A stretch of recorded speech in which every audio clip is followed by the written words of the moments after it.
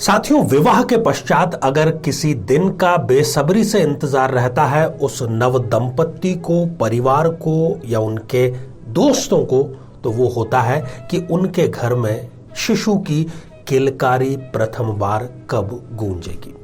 जी हाँ साथियों, इसी प्रश्न को हम इस श्रृंखला के माध्यम से थोड़ा आसानी से, थोड़ा गहराई से और थोड़ा भावनात्मक रूप से जानने का प्रयास कर रहे हैं। और आज इस एपिसोड में हम चर्चा करेंगे सिंह लग्न के जातक या जातिका के बारे में।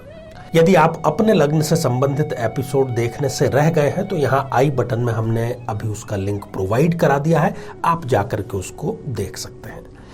आगे बढ़ें और बात करें कि पहली संतान क्या होगी, क्योंकि पहली संतान पर काफी कुछ डिपेंड करता है। एक बेहद जरूरी सूचना कि हम हमारे प्रत्येक एपिसोड के अंत में किसी न किसी जातक के प्रश्न का उत्तर देते हैं, और ये जो प्रश्न है ये हमें प्राप्त होते हैं आप लोगों के ही द्वारा YouTube कमेंट के माध्यम से। तो साथियों, जब भी आपको कमेंट लिखना हो उसके ठीक पहले आपको लिखना चाहिए #आचार्य चंद्रकांत, और इसके बाद में आप अपना कमेंट लिखिए, अपना प्रश्न पूछिए, और साथ ही इसी एपिसोड से संबंधित एक आसान सा प्रश्न आपसे पूछा जाएगा, उसका सही उत्तर साथ में लिखा होना बेहद जरूरी है, क्योंकि केवल उसी कमेंट में से हम किसी भाग्यशाली कमेंट को शामिल कर पाएंगे। जीवन में किसी समस्या का सामना कर रहे हैं, जैसे कि शादी में देरी होना, पति पत्नी में मनमुटाव या तलाक तक की नौबत आ जाना, संतान का प्राप्त न हो पाना, नौकरी या धन प्राप्ति में बाधा आना, जीवन के प्रत्येक क्षेत्र में किसी न किसी प्रकार की बाधा आना, तो आज ही अपनी जन्म पत्रिका का संपूर्ण विश्लेषण करवाएं और पाएं समस्या से सदैव के लिए मुक्ति। तो आइए साथियों, मुद्दे की बात करते हैं और दृष्टिपात करते हैं सिंह लग्न की जन्म पत्रिका पर। ये एक सिंह लग्न की जन्म पत्रिका है। लग्न में ही आप देख रहे हैं कि 5 नंबर का अंक लिखा हुआ है। 5 नंबर अर्थात सिंह राशि होती है, और लग्न में 5 नंबर, तो हम इस जन्म पत्रिका को कहेंगे कि ये है एक सिंह लग्न की जन्म पत्रिका। सिंह लग्न का जो जातक है वो बड़ा ही आकर्षक व्यक्तित्व का धनी होता है। साहस उसमें कूट कूट कर भरा हुआ होता है, और स्वयं में ही आनंदित रहने का एक बड़ा और महत्वपूर्ण गुण इनमें होता है। साथियों, संतान और खास तौर पर जो पहली संतान है उसका निश्चय हम करते हैं पंचम भाव से, और इस जन्म पत्रिका में जो पंचम भाव है उनके अधिपति हैं बृहस्पति देव, और साथ ही वो अष्टमेश भी हैं। कई लोग ये देखते हैं कि स्वयं अपने घर में बैठा हुआ जो बृहस्पति है वो इनको इच्छित संतान प्रदान कर देगा, परंतु ऐसा नहीं है। इस जन्म पत्रिका में गुरुदेव अष्टमेश भी है, ये बात हम क्यों भूल जाते हैं। इसलिए संतान से संबंधित सुख ये देखा गया है कि सिंह लग्न को बहुत मुश्किल से मिलता है। कुछ स्थितियों की हम चर्चा कर रहे हैं, और ये जो स्थितियां हैं ये अक्षरशः सभी सिंह लग्न के जातक जातिकाओं पर लागू हैं।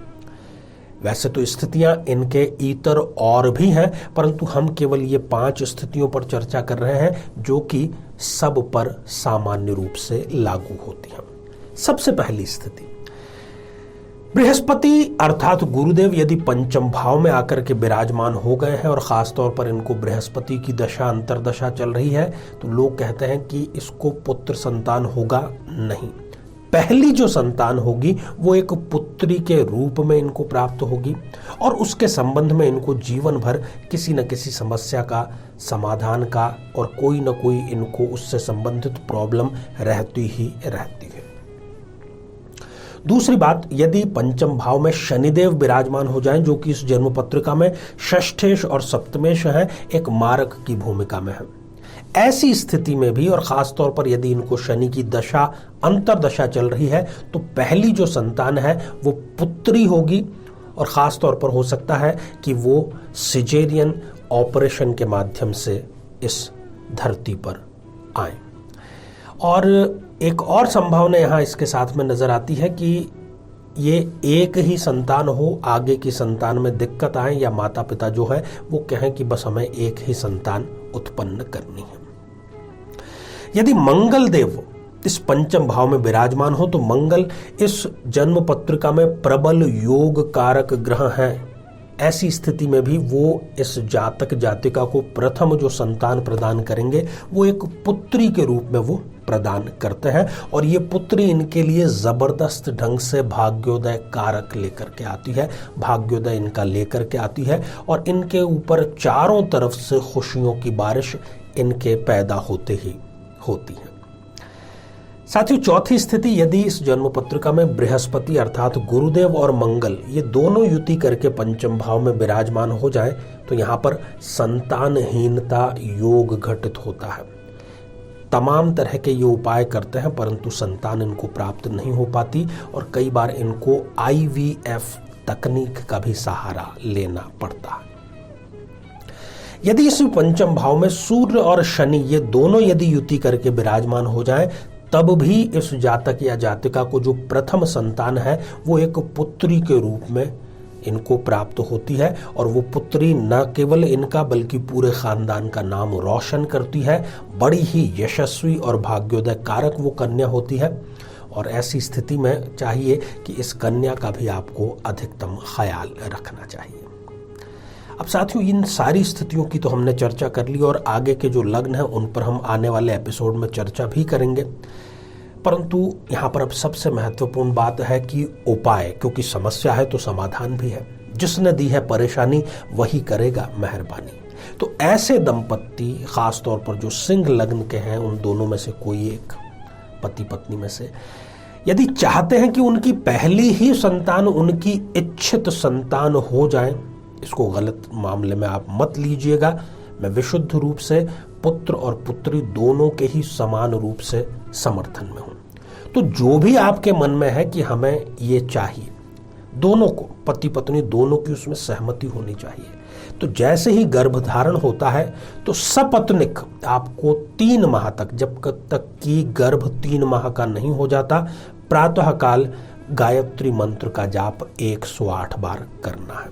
इच्छित संतान आपके हाथ में अवश्य होगी। एक और बात, यदि उन सभी ग्रहों जिनकी हमने आज चर्चा की, कोई ग्रह उनमें से यदि 0 डिग्री का या 28-29 जैसी अंतिम डिग्रियों का हो जाए, तब फिर वो सारी बात जो कि उस संदर्भ में कही गई है नहीं हो पाएगी घटित, क्योंकि वो जो ग्रह है वो वहां पर बलहीन हो जाता है।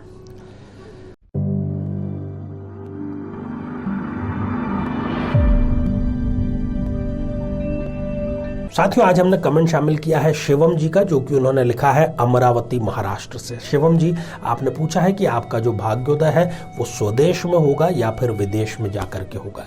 देखिए, आपके लग्नेश और चतुर्थेश दोनों ही बुध देव हैं और कुटुंब भाव में जाकर के वो विराजमान है, तो आपके लिए श्रेष्ठ यही रहेगा कि आप स्वदेश में रह करके ही तरक्की करें।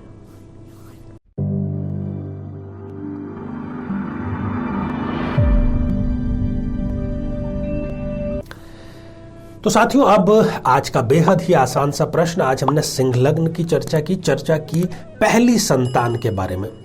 तो प्रश्न यह है कि सिंह लग्न की जन्म पत्रिका में पंचमेश कौन सा ग्रह होता है।